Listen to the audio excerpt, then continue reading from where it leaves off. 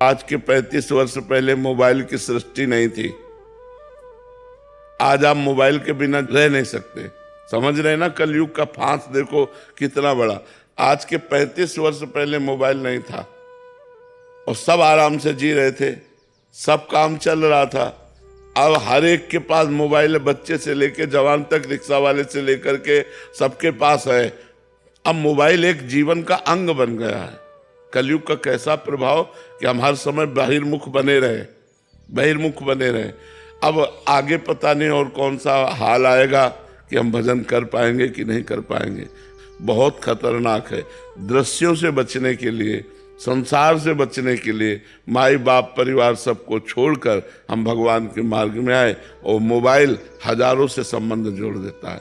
अब वो नंबर है, अब हमें जरूरत है, कोई समस्या आई तो हमें भगवान से बात करनी चाहिए, लेकिन हम भगवान को भूल गए। हम व्यक्ति को फोन लगाएंगे, गए हमारा साधुता कहाँ है? साधुता तो ये है कि हे भगवान, आपके सिवा हमारा कोई नहीं, मेरे तो गिरधर गोपाल दूसरों न कोई, प्रभु आपके सिवा कोई नहीं। आप देख लो, आप चाहे विपत्ति में डालो, चाहे आप खुशी दो, अब आपसे ही है। नाथ बचा लो, मैं आपकी। ये तो आया भक्ति।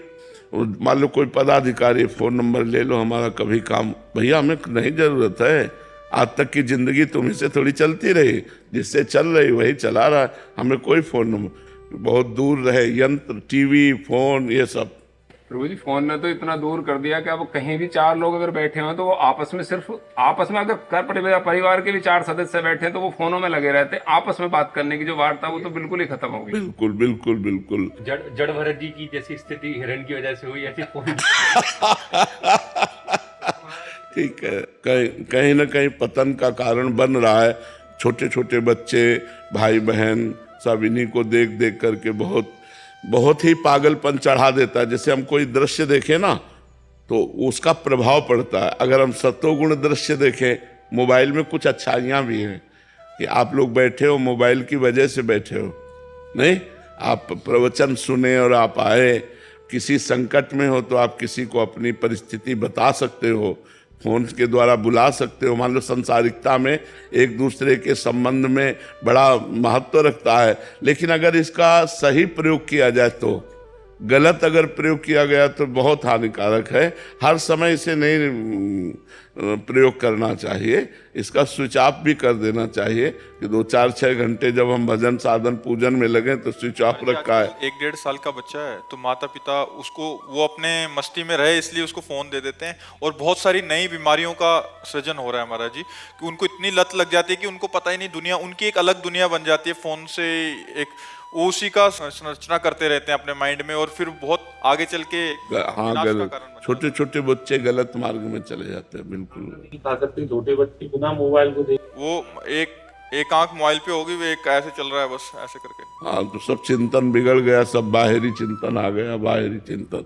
इसीलिए कह रहे हैं कि अभी तो भजन का करना थोड़ा सा, पता नहीं आगे और कौन सी सृष्टि हो जाए। भजन देखो माहौल बदलता जा रहा है ना।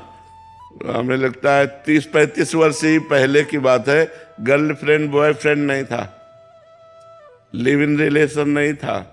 देखो नई नई चीजें आ गई ना विषय सेवन के लिए। आगे पता नहीं और कौन सा ऐसा प्राविधान आ जाए जिसमें पशुता बढ़ जाए, मनुष्यता ही ना रहे, पशुता ही बढ़ जाए। कैसे भजन होगा? भजन और भोग एक साथ नहीं होते। महाराज जी, सिंगल फैमिली में थोड़ी परेशानी आ जाती है, जैसे मिसेज है और फोन, बच्चे, एक छोटी बच्ची है, उसको दिखाने के लिए फोन देख मजबूरी पड़ जाती है। अकेले मैं अपनी ड्यूटी पे चला जाता हूँ। लेकिन 35 साल पहले की वो क्या था, बच्चे नहीं थे क्या? ज्वाइंट फैमिली हुआ कर? नहीं भाई, ऐसा नहीं कि 35 साल सब ज्वाइंट फैमिली, लोग देश विदेश भी जाते थे, लोग कार्य भी कर, ऐसा थोड़ी कि 35 साल से ही कार्य का विकास हुआ है, ऐसा नहीं है। पहले भी था। तो धायमा रखी जाती थी। अगर आप बहुत बिजी हो, पति पत्नी दोनों नौकरी में हो, तो धायमा रखी जाती थी जो बच्चे की सेवा सुरक्षा व्यवस्था करती थी, और अपनी अपनी ड्यूटी से आकर अपने परिवार का प्यार भरा जो व्यवहार है वो करके ऐसे चलते थे। मोबाइल जरूरी थोड़ी, छोटे छोटे बच्चों को वो मोबाइल संस्कार उनका बिगाड़ देते हैं। अब देखो कौन बच्चा अपने माता पिता के पैर छूता है? रोज सुबह उठकर धरती के पैर छूना, माता पिता के पैर छूना, भगवान का स्मरण करना, जो संस्कार हमें दिए गए थे बच्चेपन में वो आज भी है। भैया ने सिखाया था, माँ ने सिखाया था कि उठते कराग्रे वस्ते लक्ष्मी कर मध्य सरस्वती, और पृथ्वी के पैर छूना, बड़ों के पैर छूना। तो अब जैसे सुबह उठते हैं तो ये सब करके भगवान का स्मरण करके बड़े बड़े भक्तों को नमस्कार करते हैं, बड़े जो भक्त याद आते हैं सबको नमस्कार करके, हे भगवान हम आपकी शरण में, आज का दिन आपकी शरणागति से भरपूर जाए, कोई गलती न होने पावे, कोई दोष न होने, और ऐसी दिनचर्या।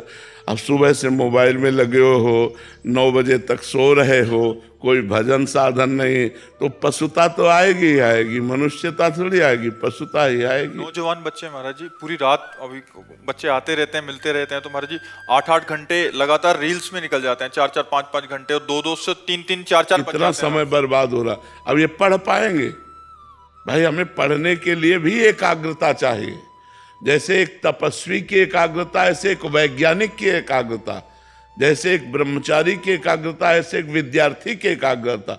विद्यार्थी एक तपस्यामय जीवन है, व्यसन रहित, व्यभिचार रहित, पवित्र चिंतन, पवित्र स्वभाव, तो विद्या अध्ययन में आगे उन्नति होती है।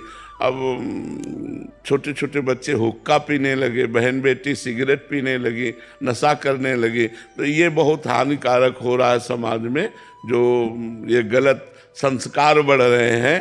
तो हमें लगता है इसी जन्म में भजन कर ले।